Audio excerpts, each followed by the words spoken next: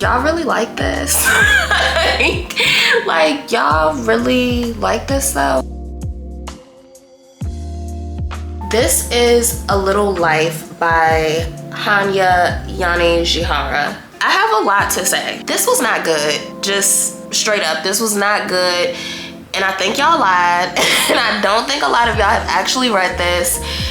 Maybe you read the first couple hundred pages, but you damn sure didn't finish it. National Book Award finalist, perplexed.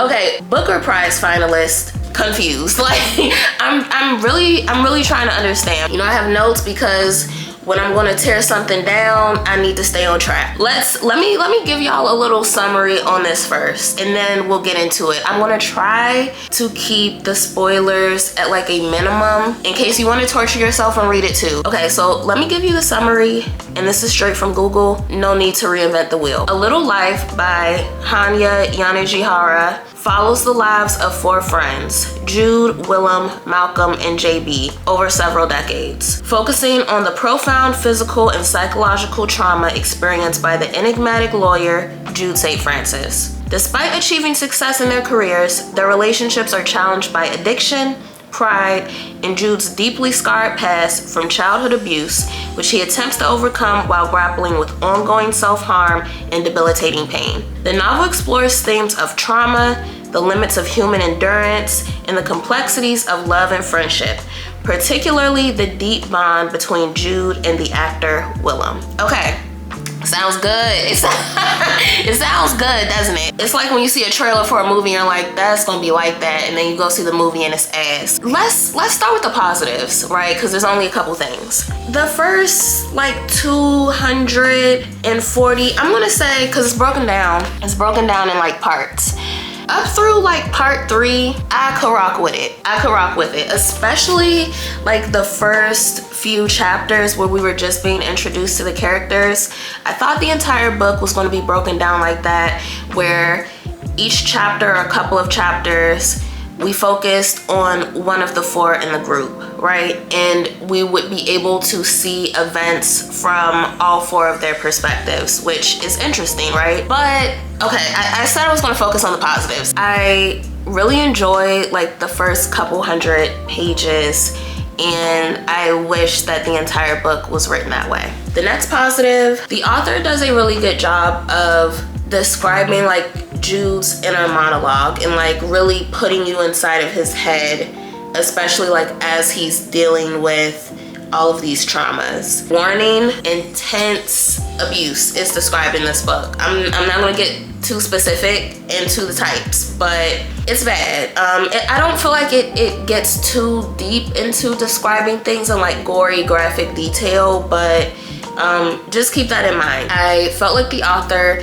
did a good job of putting you in the mind of like how a victim would be taking this in, and kind of like the survival mechanisms involved in that, right? Like, where do they have to take themselves mentally to get through this traumatic thing? Like, the metaphors and the language that she uses does a good job of portraying that. Let's get into the negatives. That's what I've been waiting to talk about. I've got a little list, but I'm gonna keep it short and sweet because I know how to edit, and that's something the author doesn't know how to do. So let's start there. This is too damn long. And not on some like, I can't get through a long book, I don't have the attention span. No, this needed to be edited. This book could be half as long, and it would be a stronger book for it. It's crazy because this book is 700 pages, right? 700 pages? Almost 800 pages. I don't feel like I know the characters. And that's crazy to me. Like, they're described, like what they wear is described, what they make for dinner, where they live, what furniture they have, what they do at their jobs. All of that is described, but I don't know who they are. On top of it, it's like they behave in ways that I just don't find humans to behave, like to be realistic. And the only character that felt even a little bit real to me was actually JB. I could have put this in the positives, actually. JB has all of the material there to be a really great character, but I guess halfway through the book, the author just decides she don't care no more and she wants to put all the focus on Jude and Willem. So JB is one of the 4 in the friend group, right? And he is the son of Haitian immigrants. He wants to be a professional artist. He is like super arrogant and kind of like delusional about himself in a way that like makes sense. Like makes sense as someone who like has gone to art school and is like determined to be a professional artist in New York. Like you actually have to be kind of delusional about your own success. So that made sense to me. He's supposed to be kind of like the loud, gregarious, like he's the comic relief. He's all of these things, right? But underneath the surface, he is also wanting to be this serious artist. He eventually ends up struggling with addiction and has this falling out with the friend group. He has these moments of like jealousy and impulsivity that make him feel like a real person. In the beginning, at least, there seems to be this little bit of tension between him and Malcolm, who is biracial and like comes from wealth and wants to be an architect, right? So like an artist in a different way. Everything that comes with that. None of that gets explored though. None of that, so much good stuff there. There was actually a better book right there, but none of that gets explored because the book eventually becomes all about Jude and Willem. What do I want to say about Jude? Jude is the star of the book and he gives me nothing. He gives me nothing.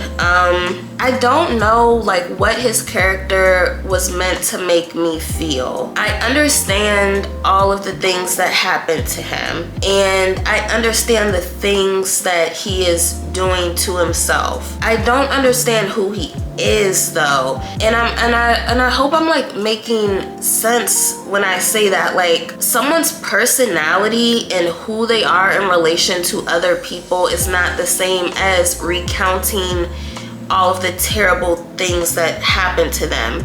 And I actually think that that is really insulting and belittling to victims of abuse and trauma to take their whole like personhood and melt it down into you are these bad things that happen to you. Those are two different things. These things affect these things affect who you become, but they are not who you are. And in this book, it feels like the trauma is who Jude is. Even though we see him going from his like late 20s to being like 60, 70 years old, his voice as a character never changes, which I also take a lot of issue with because I just know I can think back to being, I'm 32 now, I can think to being 22 and yes, I'm the same person, but I'm not. Like I'm not though. And Jude goes through so many things. I mean, he travels, he like has all of the opportunity in the world to grow as a person, but he doesn't. You know, and I hate to do this, and I didn't put this in my notes, but I gotta just, cause I'm listening to the audiobook of Harry Potter and the Order of the Phoenix right now. J.K. Rowling, boo, boo, boo, boo. Yes, I didn't pay for them. She does this thing where when you start the books off, Harry is 11. When you finish the books, he's like 17, right? It's still him, but every book, there's a little bit of a change. There's a little bit of like teen angst. And it's crazy because that's only taking place over like, 6 years. This is taking place over 40 and the characters don't change. I could beat a dead horse with that, but my issue from like a storytelling perspective is this. In a lot of ways, A Little Life really feels like just one long, mostly bad year. We're being told a lot of the things that have happened to Jude 10, 20, 30 years after the fact. A lot of it is not happening in real time. And so after a while, it starts to come off as like, well, it all started here. This bad thing happened. And then this bad thing happened. And then something worse happened. And then the worst thing you could ever imagine happened. And you're left at the end just like, well, sheesh. Like actually, like, I'm not trying to trivialize the things that happen and like the abuse that he suffers. It's just, you're not even able to sit with those things because it's almost like the author is just waiting to introduce something even worse, a little more shocking, a little more like demented, a little just, it's always a little more sadistic, a little bit worse, just thing after thing after thing. It doesn't add to Jude's character. It doesn't add to the story that's being told. And it just has to be said that like pitying the main character is not enough. That does not make for a good book. It just don't. I feel like I should talk about Willem, but he might be even more boring than Jude. So what is there to say? Willem is the most patient, understanding person to never exist. He strikes me as like a fanfic character. He's so understanding. He's like perfect in a really uninteresting way, the way that perfect characters are. He's also this super talented actor.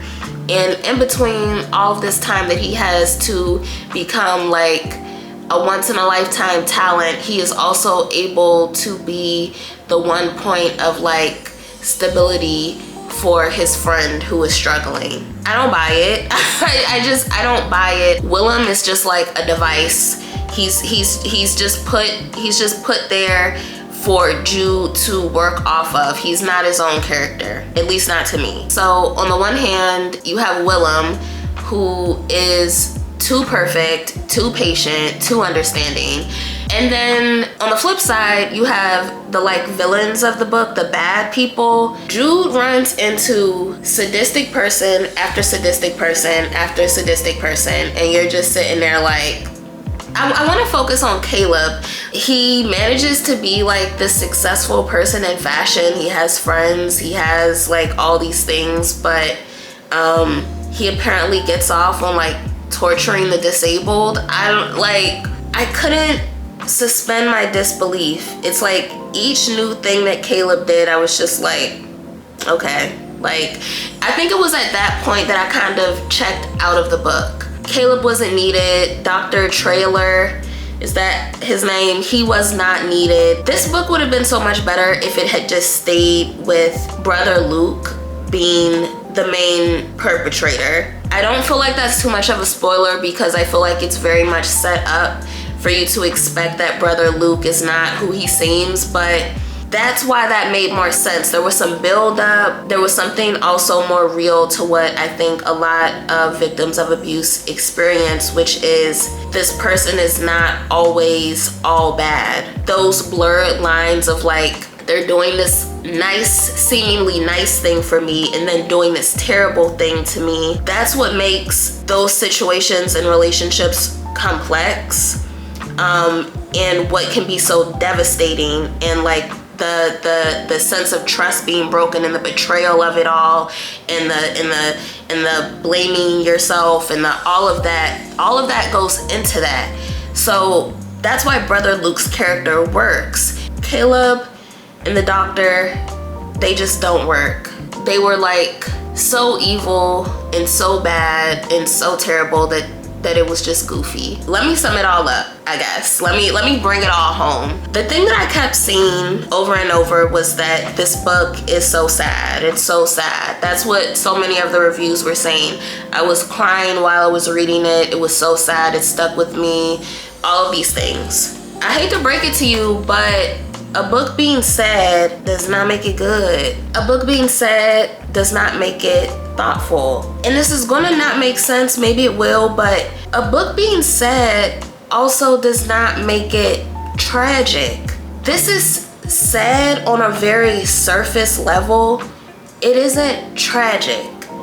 I was looking for tragedy. Tragic is the bluest eye. Beloved, tragic. I just read Giovanni's Room right before I read this. Giovanni's Room, tragic. This isn't tragic to me. It's just sad for the sake of being sad. And I'm trying to understand what I meant to take away from this also, especially considering the ending. Is my takeaway supposed to be that sometimes like people can be so broken that they are like beyond repair? No matter how much they and others in their lives like try to fix them. Okay, I guess. Like, maybe my takeaway is supposed to be that like sometimes, you know, a person is not able to like thrive. Maybe surviving is like the best that they can do. Maybe that's my takeaway. Bleak. Like bleak as hell. But more than that, uninteresting. I don't care. That's it, y'all. That's the review. Those are my thoughts on A Little Life. Now I feel like I can move on to whatever my next book is. I got it all off my chest, but I just had to, like, I just could not help myself.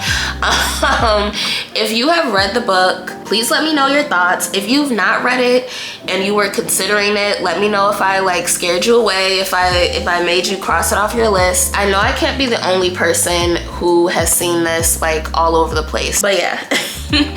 Thanks for watching, and I will see you guys for the next one. Bye.